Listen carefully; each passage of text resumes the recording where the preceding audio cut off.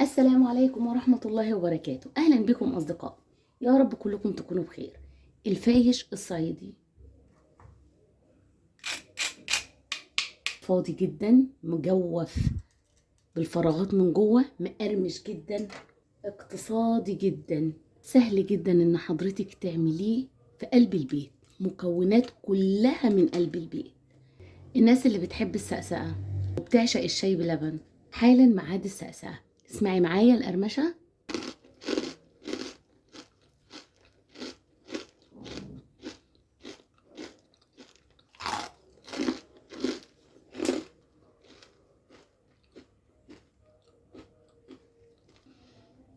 كوباية شاي بلبن وتسقسقي فيها الفايش، طعم وريحة وقرمشة مفيش بعد كده. ايه المكونات اللي طلعت لي فايش سريع جدا بالشكل اللي حضرتك شايفاه؟ موجود على قناة مطبخ أكلة وسهرية. ادخلي معايا الفيديو، ادخلي معايا القناة، هتلاقي المكونات سهلة جدا وبسيطة. النهاردة الفيديو مختلف ومحتاجين العجان، عشان محتاجين نعمل للدقيق عرق، محتاجين يكون فيه جلودن كتير جدا.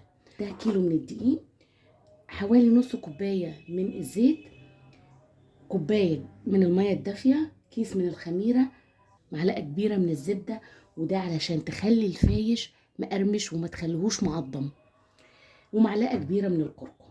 في العجان كوباية المية الدافية، هضيف عليها 3 معالق من السكر، كيس من الخميرة 10 جرام، هضيف عليها نص معلقة من الكركم، يكون من مكان كويس علشان تكون ريحته حلوة جدا. هقلب الكركم مع الخميرة مع السكر بالشكل ده. هنزل عليهم بنص الفنجان من الزيت، هنزل على المكونات بمعلقة صغيرة من الخل، هتفرق في قوام العجينة وهتديله هشة قوية جدا. على الدقيق هضيف نص معلقة من الملح، نص معلقة من البيكنج باودر. الدقيق كده بقى جاهز، والمية بالزيت بالخميرة بالكركم. هحاول بس ألفهم في العجان علشان أتأكد الخميرة دابت. أول ما يدوب السكر هبدأ أنزل تدريجيا بكيلو الدقيق، عشان محتاجة العجينة تتعجن مش أقل من ربع ساعة. أول ما العجينة تتلم بالشكل ده أنزل عليها بمعلقة زبدة، وأسيب الزبدة مع العجينة تتعجن تماما. الزبدة هتفرق في قوام العجينة وفي طعمها وفي تسوية الفايش نفسه. إن العجينة ربع ساعة، شايفة مش خطيرة، تحفة جدا، ناعمة. عملنا لها عرق، والله لسه ما استواش، وشم ريحة فايش الأفران بشكل مش طبيعي. شايفة بتوصف نفسها حلوة جدا. طيب أنا مش هخمرها، لكن هريحها علشان تكون سهلة الفرد معايا. هريحها حوالي ربع ساعة وبعدين هنكمل الوصفة مع بعض. بعد ربع ساعة احنا مش هنفك الخمر بتاعها، زي ما هي كده، وهنبدأ نشكلها. ما تستخدميش زيت خالص، رشة دقيق، وهنبدأ نشكل العجينة زي ما هي كده. وهنقسمها نصين 2، هنعملها رغيفين 2 بس. العجينة مش ممتازة، العجينة والله رائعة. كل نص من العجينة هنفرده على شكل مستطيل، حاولي تسويه وحضرتك بتفرديه. هنفرده مستطيل بالشكل ده.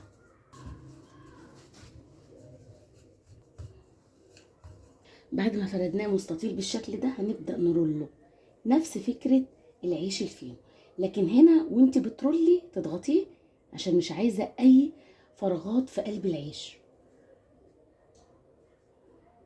تضغطي بالشكل ده كده عشان تتأكدي ان هو اتقفل وما يفتحش معانا في الفرن.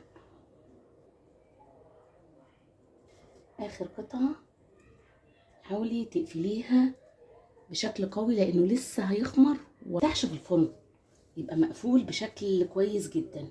طبعا من الناحيتين الاتنين نبدأ نقفله بالشكل ده.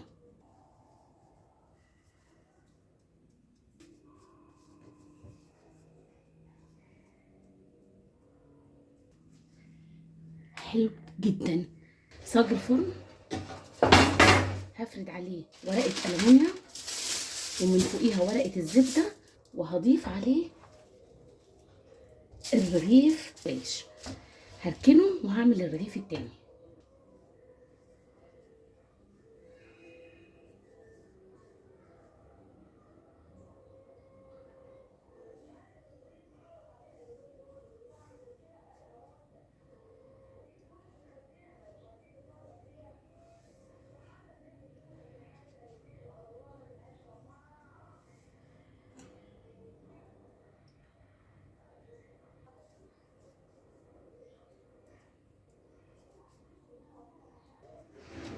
الرغيف التاني.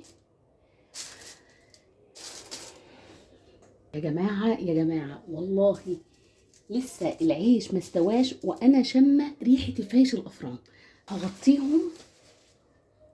هغطيهم وهسيبهم ساعة كاملة يخمروا ويتضاعف حجمهم. بعد ساعة ما شاء الله يا جماعة الخمر بقى حلو جدا. طيب هو ليه ما فرش؟ علشان عملنا عرق للعجينة، علشان جناها مدة ما قلتش عن ربع ساعة، فهو ده اللي خلى العجين احتفظ بقوامه. زي ما هو كده هندخله الفرن، مش هندهنه اي حاجة خالص، هنهدي النار عليه وهيفضل في الفرن حوالي 35 او 40 دقيقة على حسب قوة الفرن. وبعدين هنشوف مع بعض فايش الافران بالطريقة السريعة جدا، شكل، تسوية، لون هيكون عامل ازاي. طلع من الفرن والتسوية بتوصف الجمال وبتقول يستحق التجربة. بصراحة حلو جدا وريحته قوية جدا وفعلا فايش الافران. عشان تعرفي تقطعيه من غير ما يبرول معاكي ويتفتت معاكي، احنا محتاجين نخليه يريح. هنغطيه يبرد براحته خالص لحد الصبح وهنقطعه مع بعض. شايفه ما شاء الله يا جماعه حاجه كده خطيره. فول من الناحيتين الاتنين، ولا فرش ولا فك ولا اي حاجه من الحاجات دي. اهم حاجه ان حضرتك وانتي بتقطعيه تكون سكينه مشرشره زي دي عشان تعرفي تتحكمي فيها.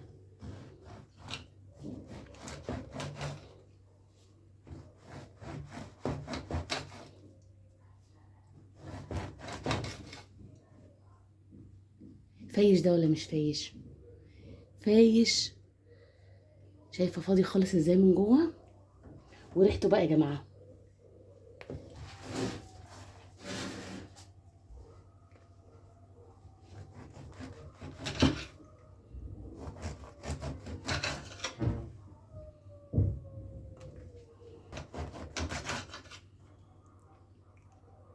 انا مبسوطه جدا من النتيجه.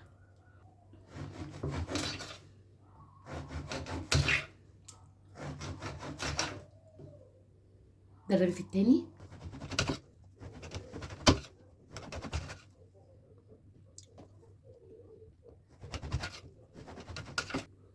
من اول قطعه لاخر قطعه بصراحه مبسوطه جدا من النتيجه. طبعا علشان الفايش يتحمص بشكل كويس جدا ويقرمش لازما ترصيه على شبكه.